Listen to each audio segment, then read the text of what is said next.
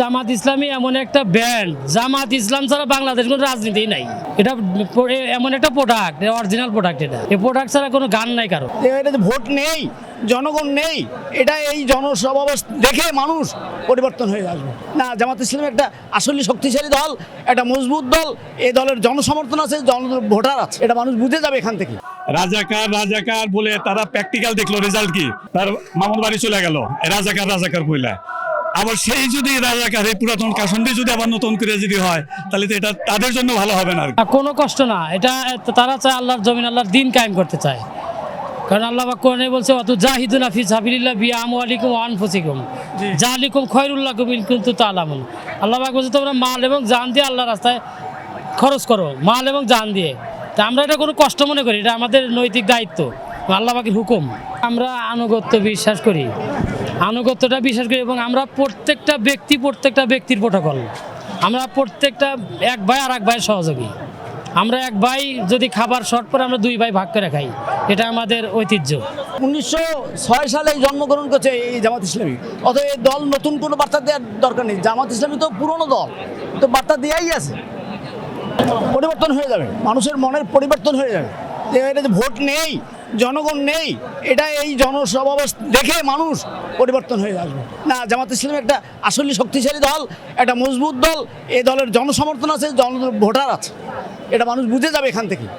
Autopay on Hassle's gone. Sign up for PataPay. PataPay, your universe, your way. এই ইসলামী সংগঠনের সুন্নতি যে তরিকা, আল্লাহ রসুলের যে তরিকা, এই তরিকা অনুযায়ী জামাত ইসলামী চলে। তাহলে মারামারি কাটাকাটি হানানি হবে কেন? তাহলে আমরা কি জামাত ইসলামী করি? আমরা কি সুন্নাহ মানি? আমরা যেহেতু নবীর সুন্নায় চলি, নবীর সুন্নাহর দল, জামাত ইসলামী নবীওয়ালা দল, তাহলে এখানে হানাহানি কাটাকাটি মারামারি থাবাথাবির কোনো প্রশ্নই ওঠে না। এটা তাদের কাছে অনেক বড় ভয় আর তাদের কাছে অনেক বড় বার্তা। তারা এখন থেকে মানে কলেজের ভিতরে খালি কাঁপবে এরম এরম করে। তারা বুঝবে, তারা এতদিন বলছে যে একটা সিটও পাইতো না, 10টা জায়গায় মানে কোনো কেন্দ্রে 10টা ভোটও পাইতো না।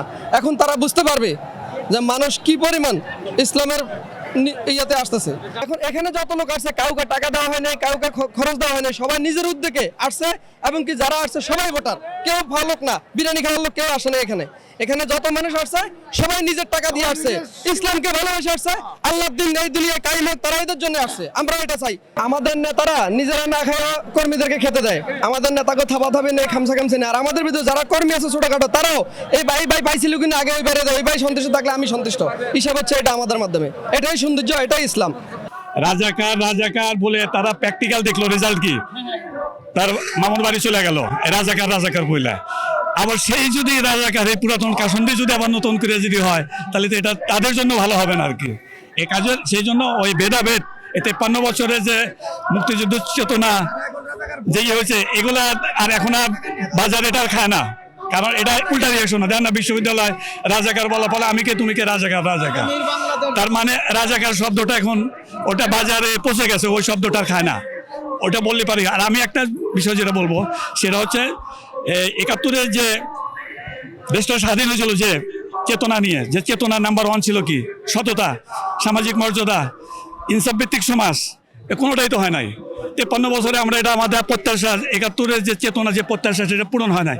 তো এই যে 24শে জুলাই বিপ্লবের মাধ্যমে সেটা আপামর জনগণ আশা করে যে এই পুরাতন বন্দোবস্ত বাদ দিয়ে নতুন বন্দোবস্তের মাধ্যমে একটা সততা, মানবিক মর্যাদা, তারপরে আপনি ইসলামিক ন্যায় বিচার ভিত্তিক একটা সরকার হলে সমাজে সেই ওই পুরাতন আবার স্বৈরতন্ত্র তৈরি হওয়া, আবার হাজার হাজার লক্ষ মরবে, আবার 20-50 হাজার লোক আহত হবে, এইটা যাতে তৈরি না হয়, এই জন্য আমাদেরকে পুরাতন সংবিধান অবশ্যই চেঞ্জ করে নতুন সংবিধানের মাধ্যমে ইসলামী দলগুলা যেটা বলতেছেন যে ইসলামী, আমরা তো বহু দল দেখলাম, এবার একটা ইসলামী বাংলাদেশ তৃণমূল পর্যায়ে দাবি উঠছে যে ইসলাম দেখি, ইসলামী দলগুলো কি করে আর কি।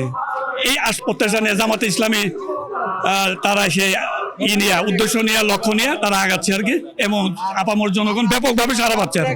কেউ বলতে পারবে না যে একটা মানুষের ক্ষতি করছে, একটা গাড়ি ক্ষতি করছে। আমরা এই পর্যন্ত আসছি, আমাদের কেউ ক্ষতি হয়নি, আমরা যে হাইটে আসছি। ঠিক আছে, ইনশাল্লাহ আমাদের দ্বারা ক্ষতি হবে না, ইনশাল্লাহ আমাদের দ্বারা বরং উপকার হবে, জামাতের দ্বারা উপকার হবে মানুষের। মনে হয় না এই যে এই স্বাধীনের পর থেকে, আমার মনে হয় স্বাধীনের পর থেকে এই ফার্স্ট হয়েছে এত বড় জামাত ইসলামের আন্দোলন, এই একটা সমাবেশ এটা, ঠিক আছে, এই এত বড় জামাত মানে স্বাধীনের পর থেকে হয়েছে বলে মনে হয় না। মনে হয় না এই যে এই স্বাধীনের পর থেকে, আমার মনে হয় স্বাধীনের পর থেকে এই ফার্স্ট হয়েছে এত বড় জামাত ইসলামের আন্দোলন, এই একটা সমাবেশ এটা, ঠিক আছে, এই এত বড় জামাত মানে স্বাধীনের পর থেকে হয়েছে বলে মনে হয় না। আগামী বাংলাদেশে আমরা প্রত্যেক ঘরে ঘরে ইসলামী আইন চলবে, ইসলামী শাসন চলবে, সব মানুষ ইনশাল্লাহ আমাদের সমানভাবে ইনশাল্লাহ কোরআনের আইন চাই আমরা, ইনশাল্লাহ আমরা।